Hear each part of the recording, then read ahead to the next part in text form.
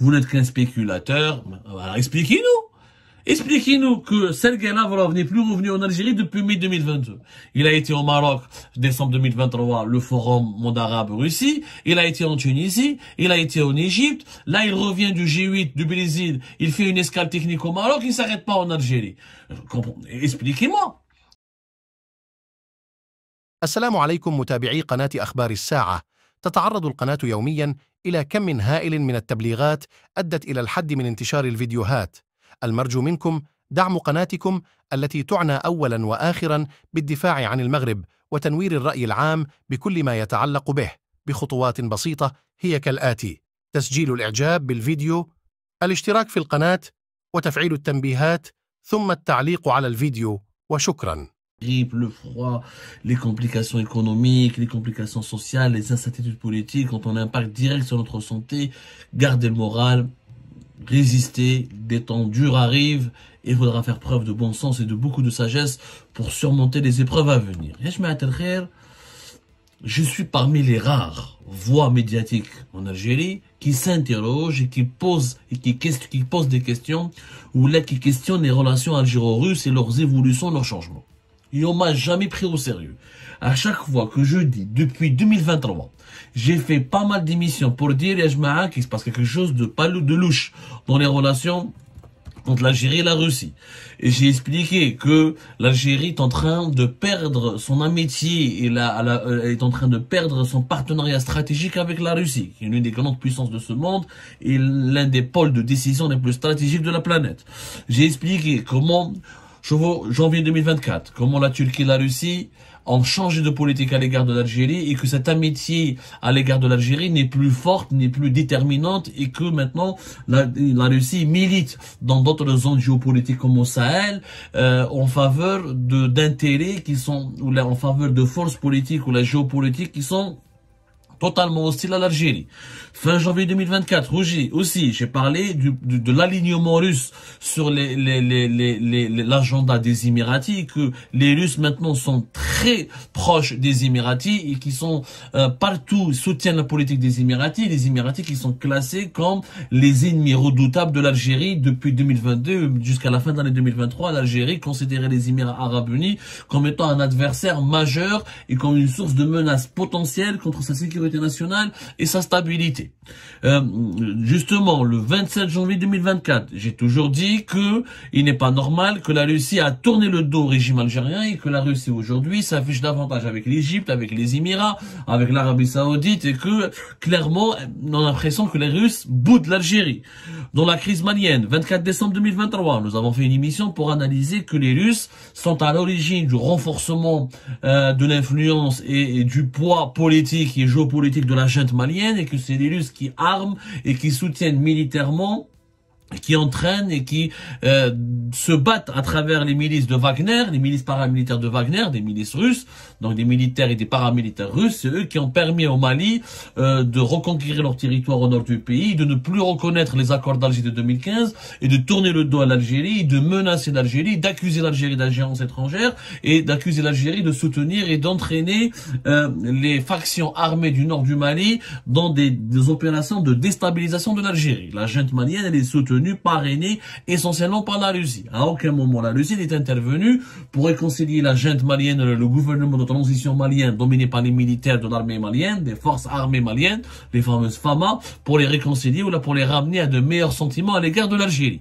Dans tous les dossiers où l'Algérie est mise en difficulté, Sahel, Libye, Émirats, nous retrouvons une Russie, même on va parler même dans le dossier marocain, nous retrouvons une Russie qui ne soutient plus l'Algérie, qui ne soutient pas activement l'Algérie, en tout cas comme avant, une Russie qui a pris ses distances vis-à-vis du régime algérien, et l'illustration la plus parfaite, c'est ce qui vient de se passer hier, le vendredi 23 janvier, hier nous sommes le samedi, hier le vendredi 23 février, pardonnez-moi, hier le vendredi 23 février 2024, le chef de la diplomatie russe, Sergei Lavrov, de retour du Brésil, où il a participé à une réunion des chefs des diplomates, des chefs des ministres des affaires étrangères des pays membres du G20 au Brésil, et Sergei Lavrov, à son avion, a fait un escale technique à Casablanca au Maroc.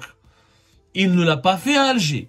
Alors que d'habitude, les dirigeants russes, quand ils transitent par le Maghreb, leur point de repère, le lieu où ils observent une pause, ou l'endroit où ils se sentent le plus en sécurité et où ils ressentent de la sérénité, où ils font une halte, ça a toujours été l'Algérie. Parce que au Maghreb, l'Algérie, c'est le partenaire, c'est l'ami historique, c'est le client traditionnel de l'industrie de l'armement russe, c'est l'ami traditionnel et historique de la Russie. Ce n'est plus le cas.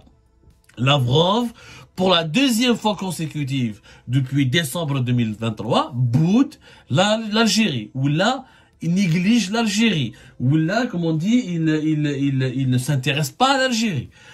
Alors, l'avion de Sergei Lavrov a fait une escale technique de près de 3 heures avant de redécoller et de poursuivre son chemin vers la Russie. Il faut savoir que dans les protocoles diplomatiques, dans les usages diplomatiques, pour les grands vols à long courrier entre Moscou et Brasilia ou la Rio de Janeiro, entre Moscou et le Brésil en tout cas, c'est des longues heures de vol. Souvent, les dirigeants diplomatiques, les chefs d'État comme les ministres des Affaires étrangères s'arrêtent, font des escales techniques. C'est pendant 3 heures ou là 4 heures. Ils se reposent et l'avion recharge du kérosène, des contrôles techniques pour voir que est-ce que le vol peut se poursuivre en toute sécurité.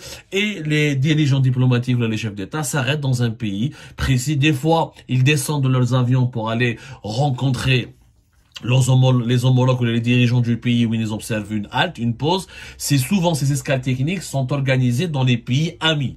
Par exemple, Majid Tebboune, il a fait escale à Doha avant d'aller en Chine. Et de retour de Chine en juillet 2023, il a fait escale, un arrêt à Istanbul, à Ankara en Turquie. Mais à chaque fois, lui, il est descendu de son avion pour aller parler avec les Erdogan, que ce soit en Turquie ou là le prince du Qatar, que ce soit à Doha. Bon, dans le cas ça c'est quand il s'agit d'un chef d'État. Un chef d'État, quand il fait une escale technique, il descend de son avion, c'est pas bien, c'est pas normal, en tout cas, c'est pas convenable de le laisser dans un avion. Il descend pendant 4-5 heures, voire une journée, il se repose, il mange, il est reçu par son homologue, le chef d'État du pays où l'avion a fait une escale technique, où son avion a fait une escale technique. Ensuite, il poursuit son long voyage vers son pays d'origine, vers son pays natal. Mais Sergei Lavrov, d'habitude, encore une fois, la Russie, tous les dirigeants russes, quand ils passent par le Maghreb, s'arrêtaient traditionnellement en Algérie, qui est le pays ami, qui est le point d'ancrage de la politique étrangère russe dans la région. Ce n'est plus le cas. Ce n'est plus le cas, la preuve. Il y avait le forum le mercredi 20 décembre 2023. Il y avait la 6e édition du forum arabe-russe qui a été boycotté par l'Algérie parce qu'il était organisé à Marrakech, au Maroc. L'Algérie avait boycotté l'événement. Après Marrakech, avant de venir à Marrakech, Sergei Lavrov était au Caire. Il a fait l'Égypte. Et après Marrakech, il est parti où? Il est parti en Tunisie, où il a fait une visite en Tunisie. À l'invitation de Kais Saïd. Mais il ne s'était pas arrêté en Algérie. Et c'était l'une des rares fois où un chef de la diplomatie russe, en l'occurrence Sergei Lavrov, qui est un personnage parmi les personnages russes les plus connus dans le monde, et qui est un personnage qualifié d'inamovible, ça fait plusieurs années qu'il est ministre des Affaires étrangères en Russie. Il incarne, en tout cas à travers sa personne, l'appareil diplomatique russe. Il a passé 24 heures en Tunisie, il a assisté au forum Russie, monde arabe à Marrakech, il est parti ensuite à Le Caire, mais il s'était pas arrêté à Alger. C'était fortement significatif. Ce n'était pas fortuit à Jema'a. C'était la première fois que là, il n'y a pas un contact, ou là une visite, ou là un arrêt, ou là une halte, ou là une pause d'un dirigeant, d'un chef de la diplomatie russe en Algérie. Je rappelle que Sergei Lavrov n'est plus revenu en Algérie depuis le mois de mai 2022. C'est quand même étrange. C'est quand même vraiment étrange. Qu'est-ce qui se passe entre l'Algérie et la Russie? À chaque fois que j'aborde ce sujet, ils jouent des gens, ils disent non, des sources proches du régime algérien, vous connaissez rien aux échanges, à la relation très particulière entre l'Algérie et la Russie. Il y a des réseaux, il y a des relations ancestrales, il y a une amitié solide et inébranlable, il y a des traditions, il y a des coutumes dans ces relations. Vous ne comprenez rien, vous n'êtes qu'un petit journaliste, vous n'êtes qu'un spéculateur. Alors, expliquez-nous. Expliquez-nous que Sergei Lavrov n'est plus revenu en Algérie depuis mai 2022. Il a été au Maroc, décembre 2023, le forum monde arabe-Russie. Il a été en Tunisie. Il a été en Égypte. Là, il revient du G8 du Brésil. Il fait une escale technique au Maroc. Il ne s'arrête pas en Algérie. Expliquez-moi. Donc il y a bien une attitude bizarre à l'égard de la Russie, de la Russie à l'égard de l'Algérie, pardonnez-moi. C'est comme si vous aviez un ami qui était très proche, qui a l'habitude de fréquenter votre maison, de vous parler, de venir chez vous, et du jour au lendemain, il change totalement de comportement, il fréquente plus vos adversaires que vous, il va souvent chez vos voisins, mais il vous appelle pas, il vous parle pas, et il vous salue pas. Il y a quand même un problème. Ça veut dire que cet ami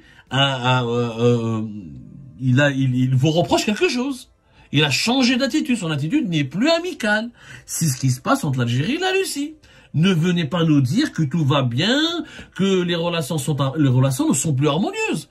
La Russie soutient les Émirats. On a déjà parlé. Elle a construit une amitié solide, un partenariat exceptionnel avec les Émirats. La Russie parle beaucoup plus à l'Égypte qu'à l'Algérie. La Russie elle s'est rapprochée beaucoup du Maroc, qui est quand même l'adversaire stratégique de l'Algérie, alors que l'Algérie est censée être l'allié traditionnel de la Russie. C'est la Russie qui soutient les militaires maliens qui ont torpillé l'accord d'Alger et qui ont insulté l'Algérie, qui ont accusé l'Algérie de soutenir des mouvements terroristes et de déstabiliser le Mali. Donc dans la crise malienne, la Russie a pris le parti des adversaires de l'Algérie. Au Niger, c'est la Russie qui se mobilise pour soutenir la nouvelle junte nigérienne du Niger dans ses relations, dans sa gestion de son territoire national et dans la gestion de ses opérations militaires et dans ses relations stratégiques avec la communauté internationale. Donc, en Libye, la Russie soutient le maréchal Haftar et elle ne soutient pas les alliés de l'Algérie. La relation avec le Maroc, Lavrov préfère plus se reposer au Maroc qu'à Alger. Donc il se passe quelque chose. C'est que les Russes sont en colère contre l'Algérie. Les Russes reprochent quelque chose au régime algérien. Les Russes sont remontés contre le régime algérien. Vous pouvez pas me convaincre du contraire. Celui qui ne fait pas cette observation, ou il est malhonnête, ou il est aveugle. Qu'est-ce qui se passe entre Alger et Moscou? Pourquoi on nous cache la vérité? Pourquoi il n'y a plus de contact approfondi, amical? Et il est où ce partenariat exceptionnel et historique qui a été signé entre Tebboune et Poutine au mois de juin en Russie? Fahmouna. Il se passe quelque chose. Pourquoi dans tous les problèmes, dans tous les dossiers géopolitiques où nous avons un problème, la Russie ne soutient plus, ne vient plus en aide, ni à la rescousse de l'Algérie? Il y a même les contacts entre les Algériens et les Russes, c'est maintenant un niveau formel. Toujours il y a des contacts formels, toujours une coopération, mais elle n'est plus à haut niveau. Ça fait combien de temps que Poutine n'a pas parlé avec Tebboune? Ça fait combien de temps que Sergei Lavrov n'a pas parlé avec le ministre des Affaires étrangères algérien? Et on sent un positionnement que l'Algérie, depuis l'échec des BRICS, août 2023, on sent que l'Algérie a tourné le dos à la Russie, qu'elle s'est rapprochée de l'Occident, de la France et des États-Unis d'Amérique notamment, et que la Russie lui renvoie bien l'ascenseur. Ok, vous avez décidé le choix, vous nous boudez à cause de votre échec d'intégrer les BRICS, et ben nous aussi, les Russes, on va bouder l'Algérie et on va se rapprocher davantage du Maroc, des Émirats, de l'Égypte qui sont les adversaires géopolitiques actuellement de l'Algérie sur la scène africaine et maghrébine notamment. C'est une évolution majeure. C'est la première fois peut-être que un régime algérien n'entretient plus d'excellentes relations, où il a une amitié aussi excellente et approfondie avec la Russie. Ça mérite un débat et qu'on arrête de nous faire croire que vous ne connaissez rien, que la Russie et l'Algérie, ce sont des grands amis et que leur amitié elle est inébranlable. Aucune amitié n'est inébranlable. Aucune situation... D'ailleurs, dans la politique, il n'y a pas des amitiés, des intérêts. Il y a clairement un changement majeur dans la position de la Russie à l'égard de l'Algérie. Et ça mériterait une réflexion et un vrai débat. Le régime actuel s'isole. Le régime Tebboune n'a construit ni une amitié avec la Russie et la Chine, ni une amitié solide avec les États-Unis et l'Occident, ni une amitié avec les pays voisins. Nous sommes de plus en plus isolés et de plus en plus boudés et ignorés, y compris par nos partenaires historiques et stratégiques comme la Russie. Et ça, c'est un problème majeur qui pourrait déstabiliser notre pays et qui pourrait desservir les intérêts suprêmes de notre État.